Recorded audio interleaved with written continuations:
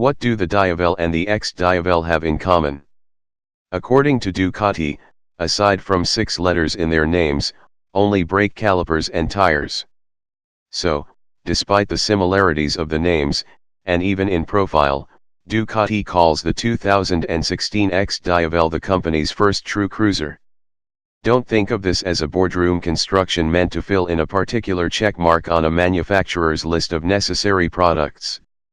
As Claudio Domenicali, the Ducati Motor Holding SPA chief executive officer, said just this morning over breakfast, Ducati doesn't focus group its bikes to death. Instead, the company builds the bikes it wants, the bikes that scratch a creative itch, and lets the chips fall where they may. The XDiavel is a perfect example of the Ducati design approach.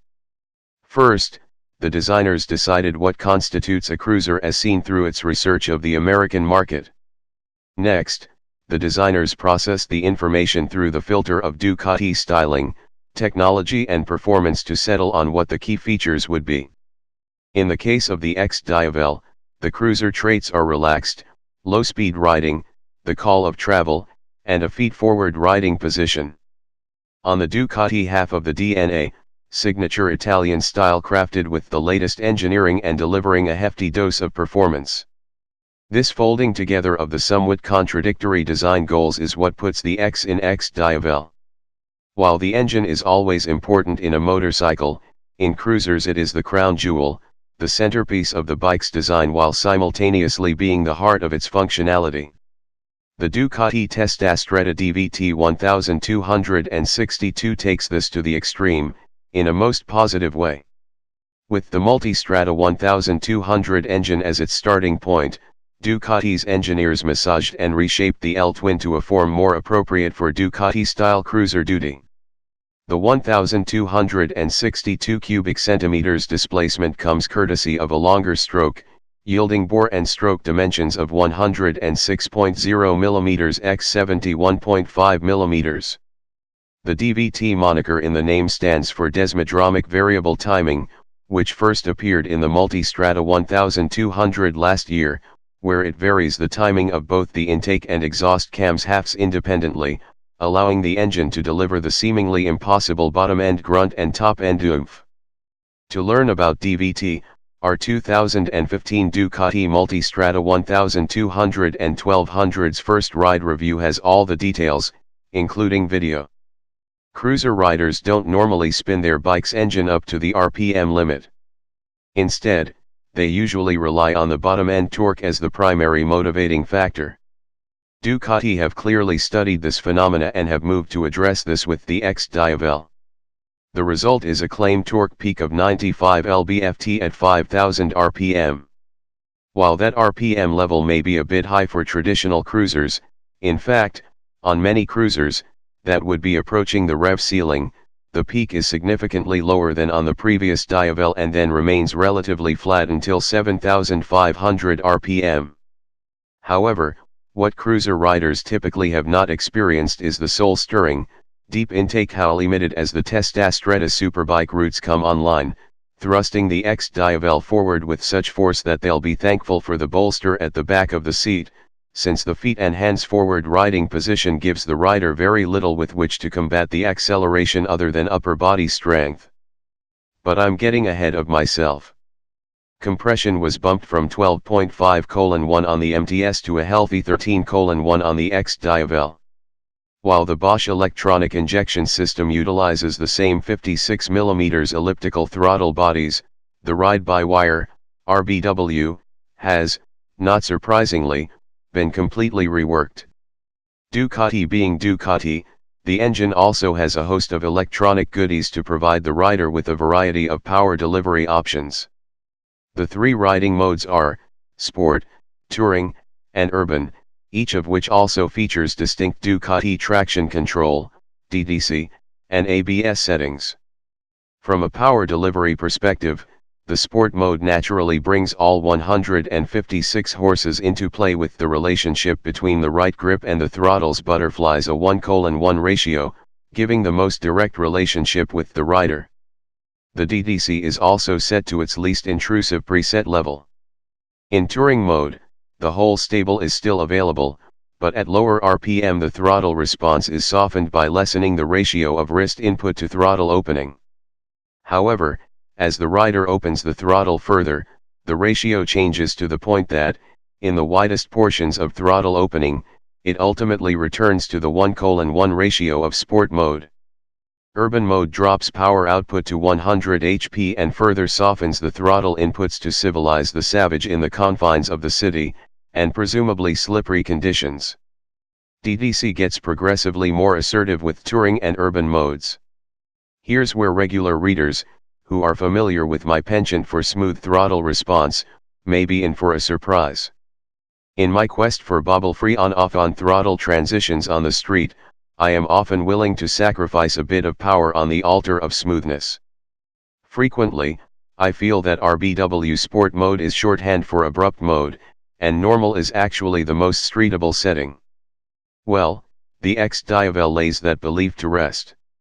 I began my day in San Diego's morning traffic in urban mode and found it to be friendly. Once the ride breached the city limits, touring offered plenty of power with no feeling of disconnection between the grip and the rear wheel. I was content to ride like this for quite a while. However, when I switched to sport, I was amazed at how smooth throttle transitions were. Deliberately shifting from acceleration to neutral throttle to acceleration to deceleration and back on the gas, mid-corner, were greeted with buttery smooth power modulation with nary a hint of abruptness. The XDiavel stayed in sport for the remainder of the day, with the only exception being quick trips into the other modes to check their performance when we encountered different riding situations. While we're on the topic of power, let's take a moment to consider the XDiavel's output. While Ducati's reps made much of the increase in torque in the bottom end of the RPM range when compared to the old Diavel, and it was there, the XD still doesn't clear its throat until the Tach clears 3,500 RPM. Below that, the engine will accelerate, but it also shudders as the cylinders try to deliver thrust from each power stroke. Above 4,000 RPM, it's ready to rock. The Testastretta Superbike powerplant gives riders the luxury of choosing two riding techniques. One can loaf along in a single gear rolling between 4,000 and 6,500 RPM, content to use the engine as a giant rheostat, or if you're in the mood for some shenanigans, drop down a gear or two and let the L-twin pleasure you orally. However, the real joy of the XD comes from turning the loud tap to 11 and holding on for dear life. The forward thrust provided by the linear power band up to those 156 horses is exciting. Add in the clamshell riding position in which your grip and upper body strength, plus an appreciated assist from the seat's bolster, are the only things holding you on the bike, and you're in for the ride of a lifetime. I've ridden a ton of hopped-up cruisers, including a dual supercharged Valkyrie, and no factory cruiser has ever widened my eyes to such an extreme. One of my compatriots topped the ton in third gear. In one instance, I saw a speed, with way more on tap, that would cause my father to call me with the reminder that I have young children that need me if I included it in this article. The new electronic feature that has been the topic of much discussion amongst the MO staff is the Ducati Power Launch, DPL. This special launch mode is so cool that it gets its own button safely tucked away behind the front brake reservoir. Pressing the DPL button directs the rider to a screen with three choices.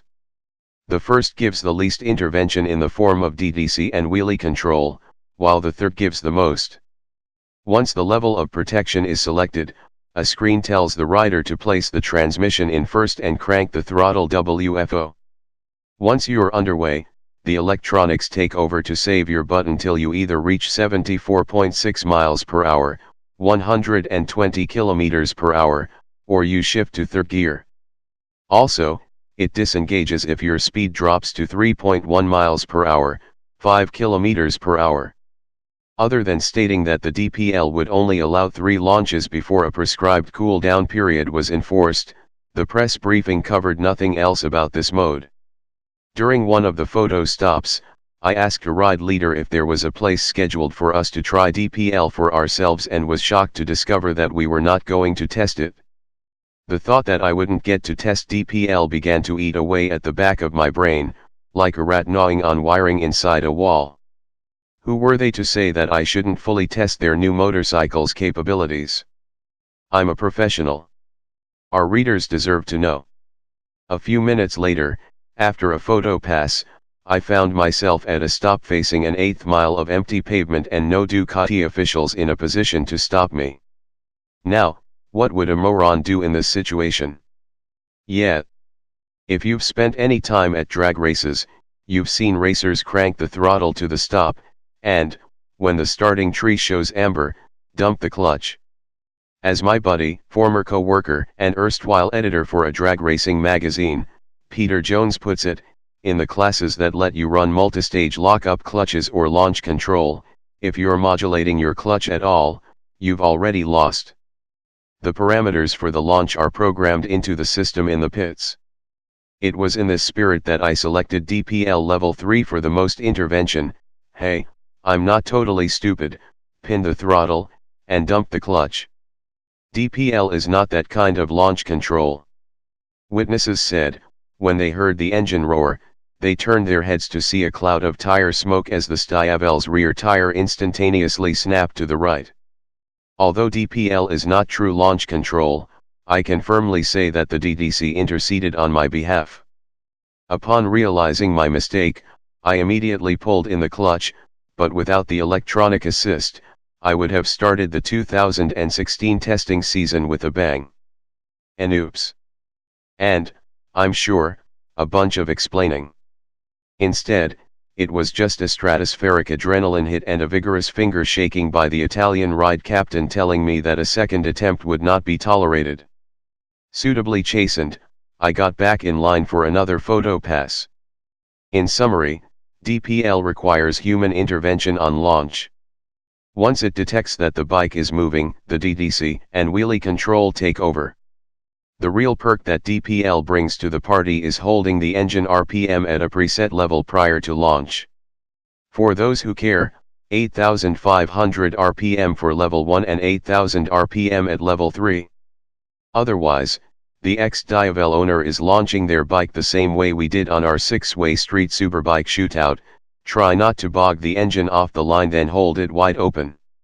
So, the Testastretta DVT 1262 is claimed to pump out 95 lb-ft and 156 HP, rated at its crankshaft, with transcendent throttle control, but cruiser engines are about more than the production of power. They are also highly styled objects of worship, and Ducati expended tremendous effort to polish the mill to its jewel-like finish.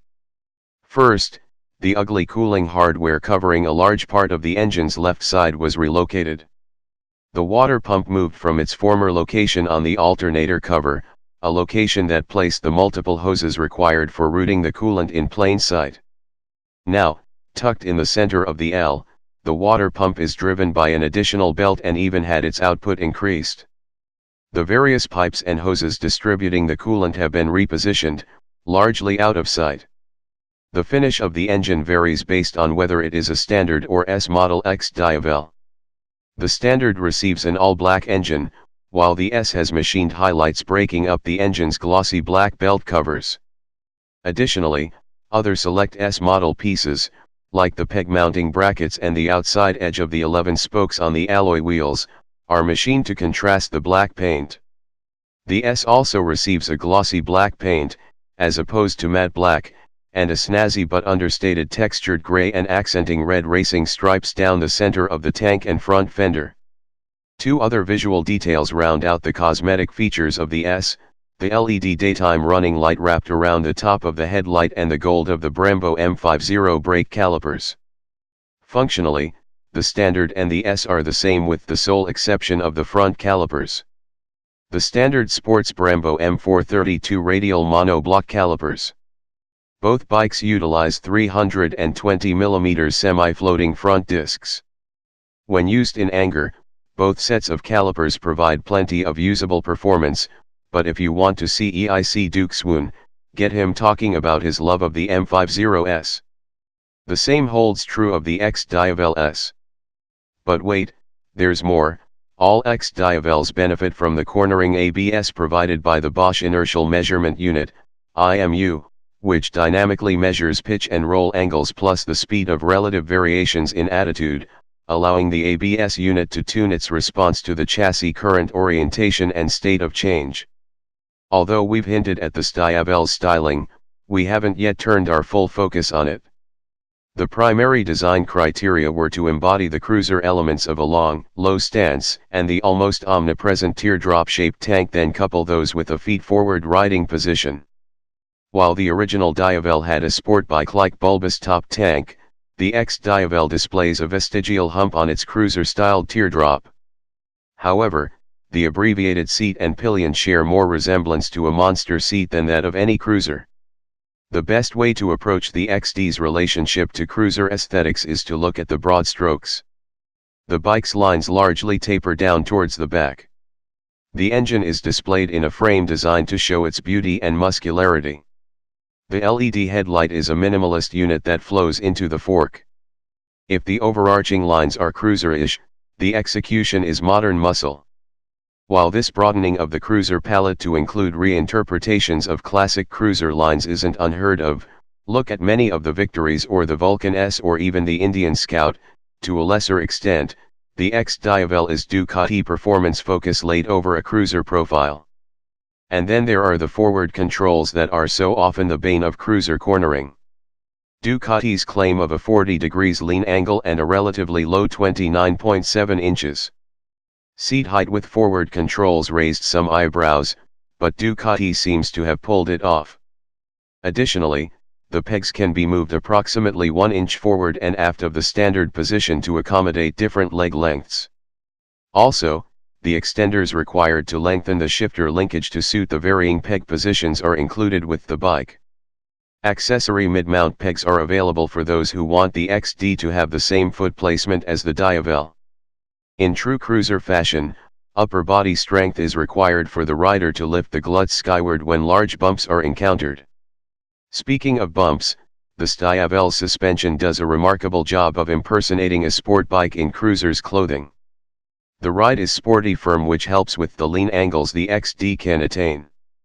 The fully adjustable inverted fork feels just about perfect for this bike, but the preload and rebound adjustable shock can get harsh over larger bumps, an issue typical of fat and therefore heavy rear wheels and tires, which wouldn't be a problem if peg location allowed the rider's legs to be used as auxiliary shock absorbers. The idea of Ducati making a feet-forward cruiser, on its surface, defies logic. How could a company known for producing technologically advanced, narrowly focused sporting machinery even consider the function-defying riding position? However, what we get in the XDiavel is a modern interpretation of a performance cruiser that corners like a sporty bike and is capable of heart-thumping acceleration followed by hair-on-fire braking. Crossbreeding Ducati's vision of the American cruiser with the essential elements of Ducati has produced a bike that, in many ways, thwarts description. The XDiavel has a stunningly beautiful engine that looks much cleaner with the cooling plumbing tucked away from sight. Any other manufacturer would most likely have study grouped the personality out of the XD. However, Ducati, by pursuing the company goal of building the kind of bikes that it as an entity wants to create, has produced an exciting bike that is 1 part cruiser to 2 parts performance machine. Will the cruiser market accept the XDiavel? Only time will tell. The XDiavel and the XDiavel S will be available early March 2016 for a MSRP of $19,995 and $22,995, respectively.